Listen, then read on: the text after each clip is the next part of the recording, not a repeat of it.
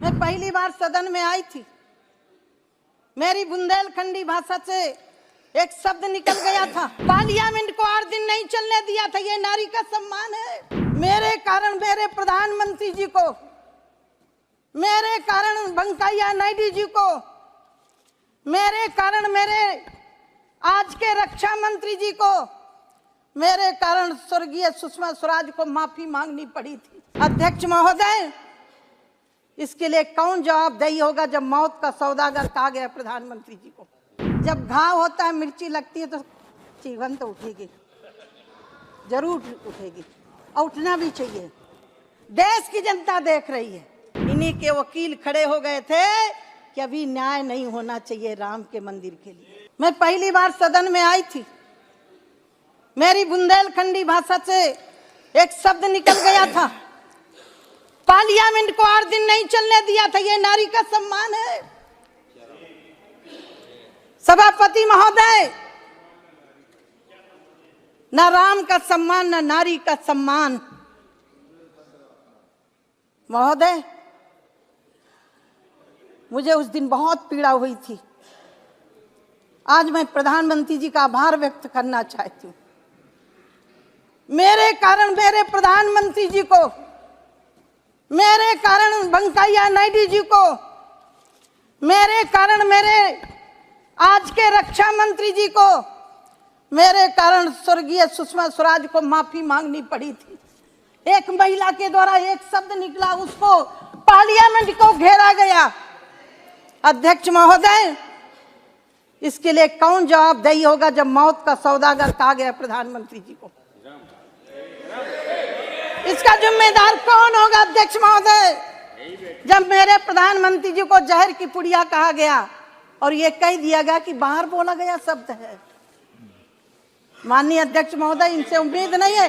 आप गौरव गोगोई जी सुन लीजिए, मैं सुनती रही हूँ। बैठिए बैठिए आप बैठिए बैठिए। उसको सुना, वो गलती कर ली। आप बोलिए।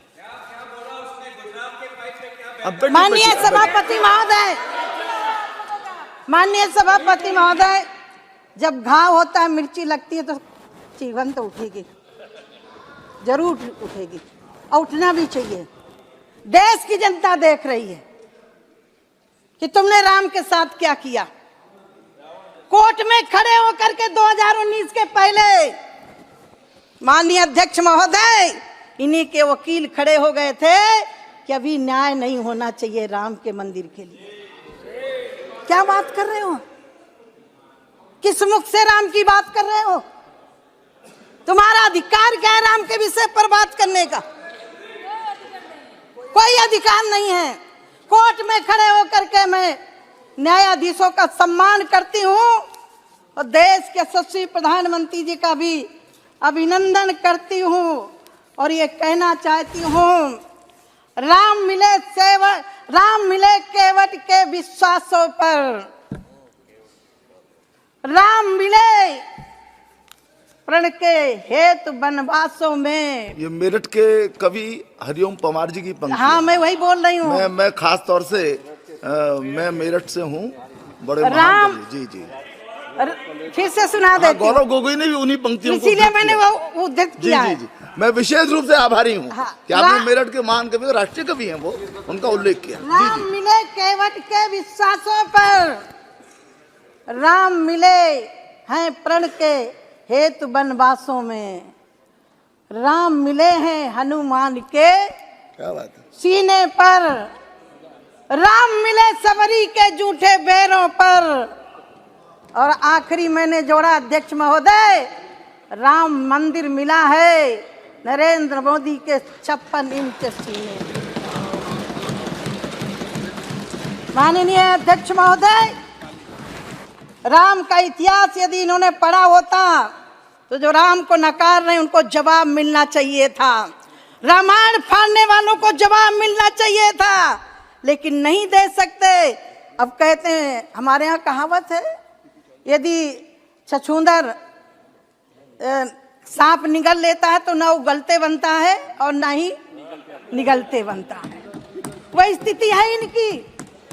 मैं अध्यक्ष महोदय कहना चाहती हूँ, रामचरितमानस पढ़ते तो राम तुम्हें भी बनना होगा।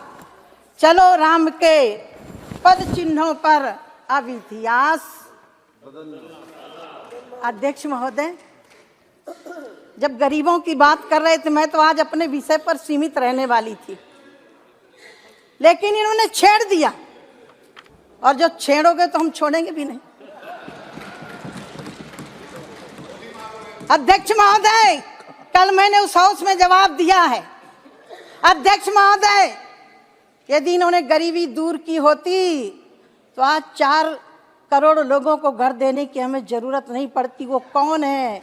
वही है सवरी के लोग, वही है निषाद के लोग, वही है जटाई के लोग, वही है रीछों के लोग, जिनको समाज में मर्यादा पुरुषोत्तम भगवान के पद चिन्हों पर चलने वाले युग पुरुष नरेंद्र मोदी जी ने दिया। माननीय अध्यक्ष महोदय, ये कह रहे हैं गरीबी दूर हो गई। मुझे बड़ा आश्चर्य होता है, गरीबी दी किसने है? अध्यक्ष महोदय, आज मैं थोड़ा अपने बचपन की बात जरूर बताना चाहूंगी। जब इन्होंने कहा मैं तो राम जन्मभूमि तक सीमित थी, मुझे आगे नहीं बढ़ना था। सन 82 में मैंने घर छोड़ दिया था। मेरे पिता दूसरों की ईंटें पाथ के अपने हम लोगों को पालन करते थे। सन्यासी हो गई थी 14 साल की आयु में। श्रीमती स्वर्गीय इंदिरा गांधी जी हमीरपुर जिले में सुमेरपुर ब्लॉक में गई थी। संत थे, सरल स्वभाव था। हमने सुना कि प्रधानमंत्री जी आई हैं। 14 साल की आयु क्या होती है? लेकिन पहली स्पीच थी कि हम गरीबों को घर देंगे, गरीबों को भूखे नहीं सोने देंगे। अध्यक्ष महोदय, मुझे बड़ा विश्वास हुआ। मुझे लगा कि मैं तो घर छोड़ के चली आई, अब मेरे पिता को पक्का मकान जरूर मिलेगा। अध्यक्ष महोदय, ये नारा 14 तक चला, और मेरा सौभाग्य अध्यक्ष महोदय, गरीब की बेटी को, गरीबों को घर देने का अधिकार यदि किसी को दिया है तो मुझे दिया है। मेरे सहन से हो रहे हैं। अध्यक्ष महोदय, सूखा पड़ा था मेरे गांव में, नहर की खुदाई हो रही थी। शायद 12 साल की आयु होगी। काम के बदले अनाज की घोषणा की गई थी। मैं भी जाती थी इतनी मिट्टी उठा करके, ज्यादा अनाज मिले। अध्यक्ष महोदय, लाल जुंडी मंगाई गई थी।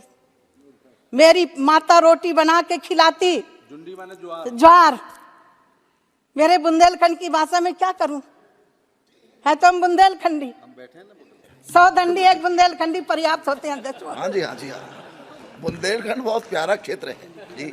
अध्यक्ष महोदय, मैं वो दिन याद करती हूँ। मेरी माँ यदि आटा बना के रोटी खिलाती तो पूरे परिवार का पेट नहीं भर सकती थी, दलिया बना के खिलाती थी। मैं आभार व्यक्त करती हूँ देश के यशस्वी प्रधानमंत्री जी का। कोविड जैसी महामारी के समय पर एक भी परिवार भूखों नहीं मरा, और काम की